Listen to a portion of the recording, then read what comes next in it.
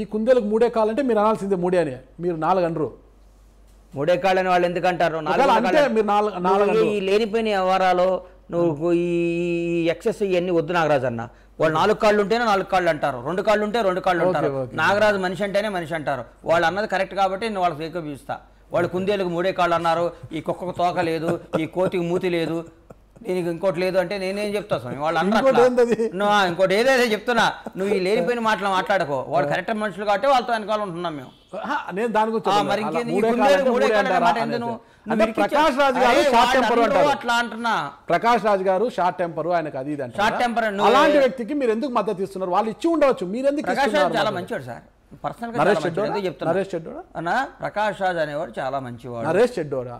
నరేష్ గారు కూడా మంచివాడే కాదంటే. మరి ఇద్దరు మంచోళ్ళు ఉన్నప్పుడు ఇతను మంచోడు అంటే ఇప్పుడు కొత్తగా ముఖ్యమంత్రి అయిన వాళ్ళందరూ, ఓడిపోయిన వాళ్ళందరూ చెడ్డోళ్ళు, గెలిచిన వాళ్ళందరూ మంచివాళ్ళు ఓడిపోరా?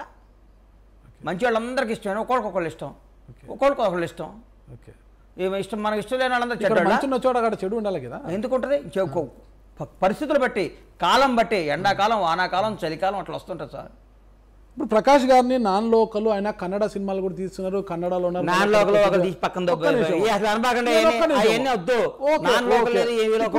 ప్రకాష్ రాజ్ గారు కన్నడలో చేస్తూ తెలుగులో వచ్చి ఈరోజు మా అధ్యక్షుడిగా పోటీ చేస్తున్నారు కదా, ఆయన ప్యానల్ అంతా నిలబడింది కదా. బండ్ల గణేష్ గారు కన్నడలోకి పోయి ఒక ఈసీ మెంబర్ అన్నా కాగలరా? ఎవరు? బండ్ల గణేష్ గారు. నాకెందుకు, నేను ఎందుకు వెళ్తాను అక్కడికి అసలు? నేను అదే చెప్తున్నాను. ప్రకాష్ రాజ్ గారు 25 ఏళ్ళ నుంచి ఇక్కడ ఉన్నాడు స్వామి. అవును స్వామి, అక్కడ కూడా చేస్తున్నాడు.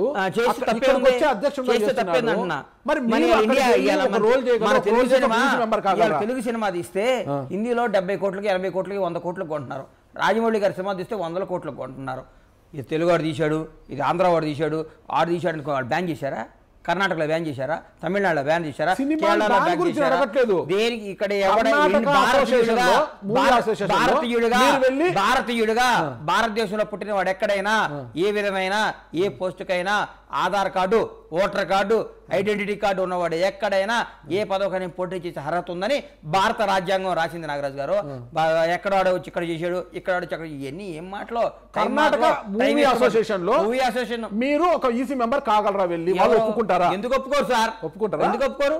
నీకు తెలియదు, నువ్వు యాక్ట్ చేసి తీసుకో, ఇప్పిస్తా నీకు. ఓకే, నేను యాక్ట్ చేయడం వేరు. ప్రకాష్ రాజ్ అనేవాడు తెలుగు ప్రజలు ఓన్ చేసుకున్నారు. అదే ప్రకాష్ రాజ్ గారు కర్ణాటకలోనే ఎక్కడో పొలం తీసుకోవచ్చుగా, షాద్నాలో ఇల్లు కట్టుకున్నాడు, షాద్నాలో పొలం తీసుకున్నాడు, షాద్నాలో ఊరు దత్తా తీసుకున్నాడు.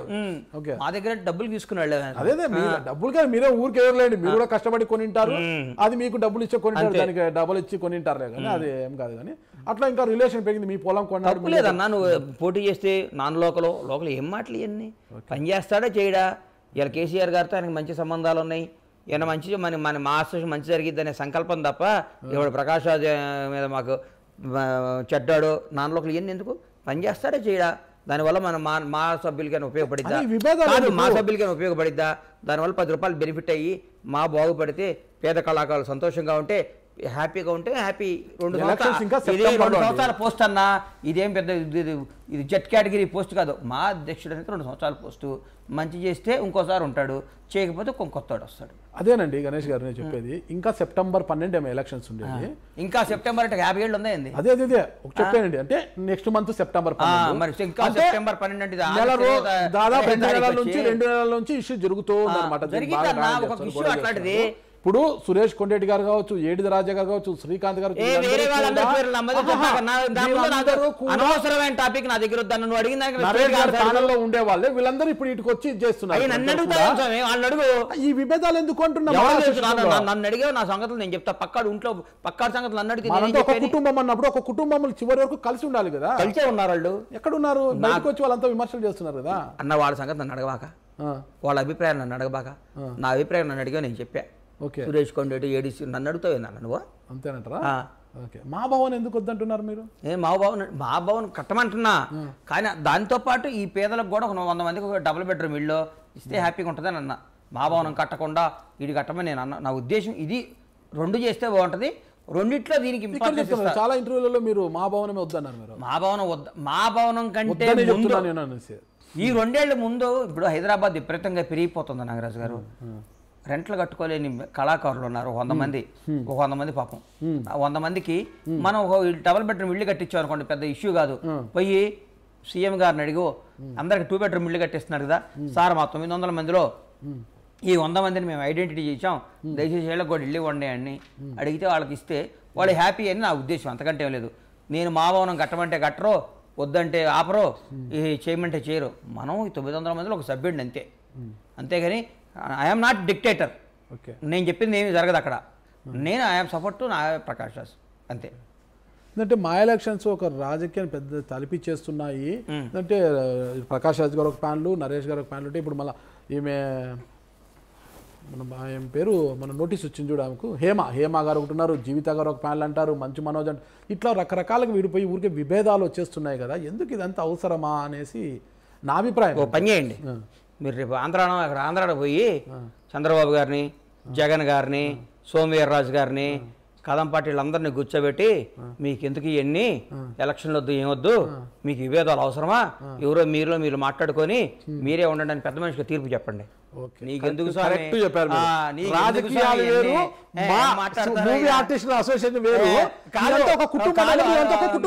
భారతదేశం కుటుంబమే, 100 పార్టీలు ఉన్నాయి, 500 మంది ఎంపీలు ఉన్నారు, 550 మంది ఎంపీలు ఉన్నారు, 29 రాష్ట్రాలు ఉన్నాయి, ఎన్నో భాషలు ఉన్నాయి, ఎన్నో ఆచారాలు ఉన్నాయి, ఎన్నో కట్టుబాట్లు ఉన్నాయి, ఎన్నో కులాలు ఉన్నాయి, అందరం భారతీయులమే. మా 900 మంది మా అసోసియేషన్లమే.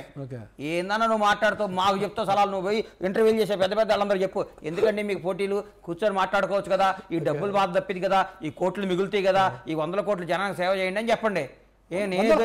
పొద్దున్నే నీకు 100 కోట్లు అవుతాయి రాజకీయాలకు నాకు తెలియదు, నీకు తెలుసుగా, నువ్వు తిరిగి అదే పని ఉన్నావు కదా, మాకేం తెలుసు. రాజకీయాలు ఎవరు మా సరే అన్న నేను పోతా, ఇంకెందుకు నన్ను నీ 600 ఇంటర్వ్యూ అడిగే చేశాను, ఇంకెందుకన్నా నన్ను ఇరికిస్తావు అంతే అంటారు. మొత్తం మీద అయితే మా ఎలక్షన్స్ లో విజయం ఎవరు వరించే అవకాశం ఉందంటారు? ఎలక్షన్ అయిన రోజు చెప్తా నీకు. ఎలక్షన్ రోజు ఇప్పుడే చెప్పారా మీరు? ఇప్పుడంటే చెప్తాం స్వామి, నువ్వే 110 సీట్లు వస్తాయని కాంగ్రెస్ చెప్పానని చెప్పావు కదా. నేను ఇప్పుడు ఎలక్షన్ అయినా కౌంటింగ్ అయినా చెప్తా, మెసేజ్ పెడతా నాగరాజు గారు ఇదని. హీరోగా సినిమా తీస్తున్నారు అందరూ బయట వచ్చినప్పుడు ఎవరిని అడిగినా బండ్ల గణేష్ గారు ఇంతసేపు కమెడీగాను ఆర్టిస్ట్గా ఉన్నారు, ఇప్పుడు ఆయన హీరో అవుతున్నారనే చెప్పారు నాకు అందరూ కూడా. అన్నప్పుడు చిరంజీవి గారు కూడా మీతో మాట్లాడారంట కదా, ఏమని? అదే బెస్ట్ ఆఫ్ లక్ అనేది చెప్పారంట కదా. ఆయన ఆశీర్వదిస్తారు, ఏముంది బెస్ట్ ఆఫ్ లక్, అది హీరో కాదన్న, మెయిన్ క్యారెక్టర్ అది. పాటలు ఉండవు, ఫైట్లు ఉండవు, డ్యాన్సులు ఉండవు, ఏముండవు, ఒక డైలాగ్ ఓరియంటెడ్ ఫిలిం అది. ఒక చిన్న ఒక ఖైదీ మీద ఇంట్రాగేట్ చేస్తుంటారు, మంచి కథ అది, యాక్ట్ చేయడానికి స్కోప్ ఉంటుంది ఎమోషనల్గా, అంతే. హీరో అంటే డ్యాన్సులు గిన్సులు అవి ఏముండవు అన్న. ఇప్పుడేం డ్యాన్సులు చేశానన్న, అయిపోయింది సినిమా అయిపోయింది. ఫైనల్గా ఒకే ప్రశ్న అన్న, చెప్పన్నా. సినీ రంగంలో వచ్చారు, రాణిస్తున్నారు, ఇంకా ముందుకు వెళ్తారు, మీరు ఎంతో ముందుకు వెళ్తారు, కానీ రాజకీయ రంగంలో వచ్చి ఆగిపోయారు, ఓకేనా? మరి రాజకీయ రంగంలో ఏం నేర్చుకున్నారు, సినీ రంగంలో ఏం నేర్చుకుంటున్నారు? బాగా అడిగావన్నా. సినిమా రంగం అన్నం పెట్టింది, భవిష్యత్తు ఇచ్చింది. రాజకీయ రంగంలో 6 నెలలు తిరిగినని అమ్మ డబ్బులన్నీ ఖర్చు అవటమే కానీ లాభం లేదు, ఏం సేవ చేద్దామనో అవకాశం ఉండలేదు. కానీ మీరు ఇప్పుడు జయలిం రోషన్ అని ఒక క్రీమ్ ఇచ్చిపోయారు, ఒకసారి ఓడిపోతే ఎట్లా అని ఆలోచించి ఒక 1 year తర్వాత నీకు ఇంటర్వ్యూ ఇచ్చి నీతో మాట్లాడుకు నేను తీసుకుంటా. ఇంకా ఫైనల్గా ఒకటే ప్రశ్న, ఏపీలో ఇప్పుడు ఒక యువ నాయకుడు, ఇప్పుడు శాప్ చైర్మన్ కూడా అయ్యారు, బైరెడ్డి సిద్ధార్థ రెడ్డి. ఇప్పుడు వైఎస్ఆర్ కాంగ్రెస్ పార్టీలో ఒక పెద్ద బ్రాండ్ అంబాసిడర్గా తయారైపోయారు, ఎక్కడ చూడు వెళ్తున్నాడు. ఎమ్మెల్యేలు మంత్రులు కూడా వాళ్ళ నియోజకవర్గాలకు పిలుచుకునే పరిస్థితి వచ్చింది. బైరెడ్డి సిద్ధార్థ రెడ్డి గారి ఇంటర్వ్యూ కూడా మీరు చూసే ఉంటారు. ఏంటి అసలు బైరెడ్డి సిద్ధార్థ రెడ్డి గారి గురించి మీరు ఏం చెప్తారు? మా దమ్మున్న కుర్రాడన్న. దమ్మున్న కుర్రాడా? ఓకే, చూసాను, నేను ఇంటర్వ్యూలు చూశాను. దమ్ముంది, కరెక్ట్గా ల్యాండ్ అయ్యాడు, కరెక్ట్ ప్లేస్లో కరెక్ట్ వ్యక్తి దగ్గర ల్యాండ్ అయ్యాడు. అది అట్లా కలవాలి మనిషికి. ఇప్పుడు అట్లా దమ్మున్నాడికి కూడా రాంగ్ పార్టీలోకి వెళ్ళి రాంగ్ ఇష్యూ ఏంటి ఉండదు, కరెక్ట్ మనిషి దగ్గరికి వెళ్ళి ల్యాండ్ అయ్యాడు. కరెక్ట్ మనిషి దగ్గరికి ల్యాండ్ అయ్యాడు. ఇప్పుడు మనం కలకంటం వేరు, ఆ కళను నిజం చేసుకోవటం వేరు.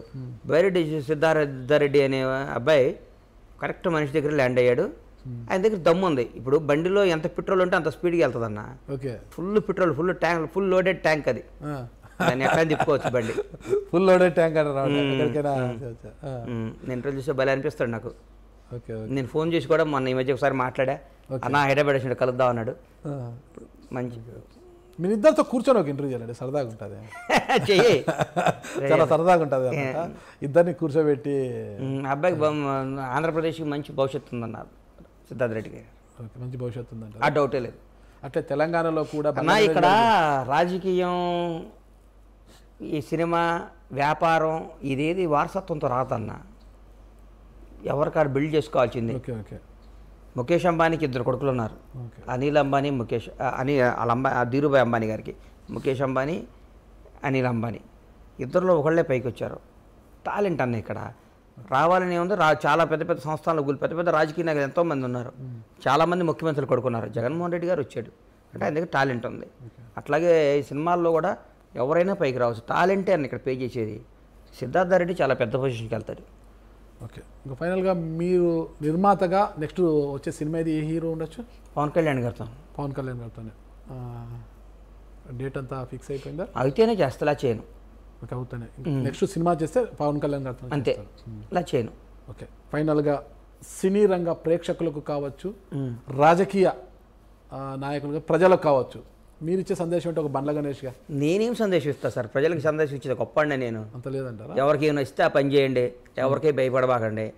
ఎప్పుడైనా చచ్చిపోవాల్సిందే, చచ్చిపోయే రోజు వస్తే చచ్చిపోతాం, ఏలాలనిపిస్తే ఏళ్తాం, మాట్లాడాలనిపిస్తే మాట్లాడతాం, ఎంజాయ్ చేయాలంటే ఎంజాయ్ చేస్తాం. అంతేగాని ఎవడో చంపుతాడు, ఎవరో తిడతారో, ఎవరో కొడతారో, ఎవరో మాట్లాడతారో, ఒకరికి భయపడి బతకొద్దు అని నా మాట. ఒకరికి భయపడి బతకొద్దు. మనకి మనమే బాసులమే, మనకి మనమే డిక్టేటర్లమే, మన రాత మనమే రాసుకుందాం, మన జీవితానికి మనమే పునాది చేసుకుందాం, మన భవిష్యత్తుకు మనమే మన రహదారి చూసుకుందాం అనుకుంటాను. ఓకే, కులాలుగా విభజించబడిన ఈ సమాజంలో కరోనా ఎటువంటి పాఠాలు నేర్పింది అంటారు? ఎందుకంటే మీరు కరోనాతో 2 సార్లు ఇబ్బంది పడ్డారు కదా, కరోనా పాఠాలు నేర్పింది, మీరేం పాఠం నేర్చుకున్నారు? కరోనా మాత్రం ఉత్సవపించేసింది సార్. చచ్చిపోతారని భయపడ్డా, చాలా నిజంగా భయపడ్డా. ఎందుకంటే నా ఆత్మీయులు నాతో పాటు 2 రోజుల ముందు కూర్చున్న వాళ్ళు కూడా చచ్చిపోయారు. భగవంతుడి దయ వల్ల భగవంతుడు చిరంజీవి గారి రూపాయలు వచ్చి కరెక్ట్ పాపం ఐఏఎస్లు ఐపీఎస్లో పెద్ద పెద్ద ఆఫీసర్లకి పెద్ద పెద్ద మంత్రులకు కూడా రూములు దొరకకపోతే చిరంజీవి గారికి కేర్ చేసి నాకు రూమ్ ఇప్పించి నన్ను కాపాడారు. లేకపోతే నేను ఇంటర్వ్యూ చేయడానికి నేను మీ దగ్గర ఉండేవాడిని కాదేమయ్యాల. అందుకు రుణం తీర్చుకోలేను, కానీ మీ అందరి ముందు ఆయన పాదాభిమానం తెలియజేసుకుంటున్నాను. నేను అడుగుతున్నా, ఈ కులాలుగా విభజించబడి కరోనాతో ఏం పాఠం నేర్చుకోవాలి? ఈ బొక్క ఎన్ని రాజకీయ లబ్ధి కోసం, టైం పాస్ల కోసం కులాలు గెలాలి మాట్లాడతారు. ఏం కులాలు సార్, మనందరం మనుషులమే. మనము కరోనాను చూసి ఏం పాఠం నేర్చుకోవాలి అనేది చెప్పేగా. కులాల గెలాలు ఏం లేవురా నాయన, జాగ్రత్తగా ఉండండి. కులానికి కరోనా రాదురా నాయన, మనిషికే వస్తుంది. ఎన్ని ఉట్టి మాటలు, ఆడుకోలేం మన కులం ఏం సరే, ఎన్ని ఎక్కడున్నాం సార్ మనం? ఇంకా 75 ఏళ్ళ స్వతంత్రం వచ్చి ఇంకా కులాలేం సార్? ఎందుకు అవన్నీ? పేదాడికి రిజర్వేషన్ ఇవ్వండి, డబ్బు లేని నిరుపేదకే సాయం చేయండి. అన్ని కులాల్లో డబ్బున్న వాళ్ళు ఉన్నారు, అన్ని కులాల్లో పేదలు ఉన్నారు.